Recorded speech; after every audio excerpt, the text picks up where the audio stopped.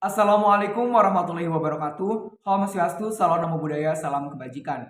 Perkenalkan, nama saya Muhammad Rehan dari SMA Negeri 1 Pabrilan, Kabupaten Cirebon. Kelas 11. Izinkan saya sebagai pembicara pertama pada afirmasi. Dewan Juri yang terhormat, terkait kekayaan dalam bidang kelautan dan perikanan, Indonesia memiliki kondisi yang patut dibanggakan. Negara kepulauan ini ada di urutan kedua sebagai negara penghasil ikan terbesar dunia setelah Tiongkok. Laut Indonesia adalah bagian terbesar segitiga terumbu karang yang menjadi habitat 76% dari seluruh spesies terumbu karang dan 37% seluruh spesies ikan terumbu karang dunia. Terdapat 2,8 juta rumah tangga yang terlibat langsung dalam industri maritim Indonesia. Tidak mengherankan bahwa 54% dari sumber protein hewani masyarakat Indonesia berasal dari ikan dan makanan laut. 10% komoditas perikanan dunia diekspor oleh Indonesia. Angka ini akan terus bertambah seiring meningkatnya permintaan global untuk makanan laut. Nilai sektor perikanan Indonesia adalah sebesar 29,6% miliar dolar Amerika Serikat, setara dengan 2,6% PDB Indonesia. Sektor ini juga berkontribusi terhadap sektor pariwisata dan secara nyata ikut mendukung pelestarian lingkungan. Selanjutnya, kawasan pesisir Indonesia memiliki bentang alam yang beragam, mulai dari hutan bakau yang tumbuh alami hingga tambak udang buatan. Di sisi lain, pulau-pulau kecil di Indonesia rawan terhadap bencana alam seperti banjir dan tsunami. Oleh karena itu, terumbu karang dan hutan bakau menjadi pelindung alami serta sumber mata pencaharian masyarakat pesisir untuk mendukung kelangsungan hidup mereka. Tak hanya kaya manfaat, ekosistem pesisir juga perlu dirawat. Pengembangannya memerlukan perencanaan yang matang dan konsep ekonomi biru akan sangat pas untuk diterapkan. Menurut Bank Dunia, ekonomi biru adalah pemanfaatan sumber daya laut yang berwawasan lingkungan untuk mendukung pertumbuhan ekonomi, kesejahteraan, dan mata pencarian sekaligus pelestarian ekosistem laut. Ada berbagai sektor yang termasuk di dalamnya seperti perikanan, energi terbarukan, pariwisata, transportasi, air, pengelolaan limbah, dan mitigasi perubahan iklim. Jika dikelola dengan konsep berkelanjutan, maka tiap sektor mampu membantu mewujudkan Indonesia yang sejahtera. Sebagai contoh, sektor perikanan mengalami pertumbuhan dari tahun ke tahun sebesar 4,55% pada kuartal ketiga tahun 2021. Cukup tinggi dibandingkan tahun sebelumnya. Oleh karena itu, pemerintah perlu melanjutkan penerapan konsep ekonomi biru. Tapi dengan sejalannya dengan komitmen pemerintah terhadap tujuan pembangunan berkelanjutan, maka dari itu pemerintah juga tidak perlu untuk melanjutkan konsep ekonomi biru ini. Nilai ekspor produk kelautan dan perikanan meningkat 7,7% dengan selama periode Januari-September 2021. Sehingga menjadi 4 miliar dolar Amerika Serikat untuk September 2021 saja.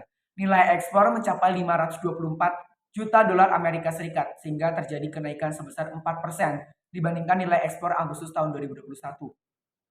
Maka dari itu, saya sebagai afirmasi menyetujui akan adanya mosi sebagai negara berkembang dengan potensi maritim. Dewan ini tidak akan menggunakan strategi ekonomi biru. Sebagaimana Kementerian Kelautan dan Perikanan di Republik Indonesia sangat menyadari potensi tersebut, pemerintah Indonesia saat ini tengah menempuh berbagai kebijakan menuju strategi ekonomi biru untuk meningkatkan tata kelola ekosistem laut dan pesisir. Mencapai peluang ekonomi yang setara dan meningkatkan kesejahteraan masyarakat termasuk menempatkan target ambisius untuk mengurangi sampah laut serta memulihkan dan melestarikan hutan bakau dan ekosistem laut lainnya. Kami menyambut peningkatan kolaborasi dengan berbagai pihak untuk lebih memperkuat implementasi ekonomi laut yang berkelanjutan. Ujar Luhut Binsar Panjaitan, Menteri Koordinator Bidang Kemaritiman dan Investasi. Dibuktikan juga dengan wilayah pengelolaan perikanan WPP, Indonesia ditetapkan sebagai wilayah untuk penangkapan ikan, pembudidayaan ikan, konversi penelitian, dan pengembangan perikanan yang meliputi perairan pedalaman, perairan kepulauan, laut teritorial, zona tambahan, dan zona ekonomi eksklusif Indonesia. Oleh karena itu, strategi yang disusun perlu mencakup seluruh wilayah tersebut. Oke, selanjutnya kesempatan terbuka lebar untuk investor yang ingin berinvestasi di program perikanan budidaya pemerintah. Direktorat Jenderal Perikanan Budidaya atau DJPB telah mempersiapkan kerangka kebijakan berdasarkan WPP dengan berbagai upaya mulai dari penerbitan izin usaha melalui sistem perizinan daring terpadu online single submission atau OSS dalam 3 hari kerja hingga kebijakan yang jelas. Kementerian Kelautan dan Perikanan yakin bahwa investasi untuk ekonomi biru Indonesia merupakan solusi untuk kesejahteraan yang berkelanjutan. Dan sekali lagi saya tegaskan, saya menyetujui akan adanya mosi ini dibuktikan dengan lokakarya, ekonomi biru Indonesia, shareholders, peluang kerjasama dan investasi. Indonesia Shareholders Blue Economic Workshop Opportunities for Collaboration and Investment yang belum lama ini diselenggarakan makin menegaskan keseriusan pemerintah dalam menarik investasi ekonomi biru mulai kerjasama dengan shareholders. Kementerian ini mencakup pengembangan ekonomi biru, pariwisata bahari, pengelolaan wilayah pesisir, perikanan berkelanjutan, dan kawasan konversi laut. James Elik Michel, mantan Presiden Republik Seychelles, hadir dalam lokakarya yang dilaksanakan secara daring dan luring tersebut serta menyatakan dukungannya. Di bawah pemerintahannya, Seychelles mampu menyusun rencana tata ruang yang komprehensif dan menjadi negara pertama yang menerbitkan obligasi berwawasan kelautan, yaitu Sovereign Blue Bond.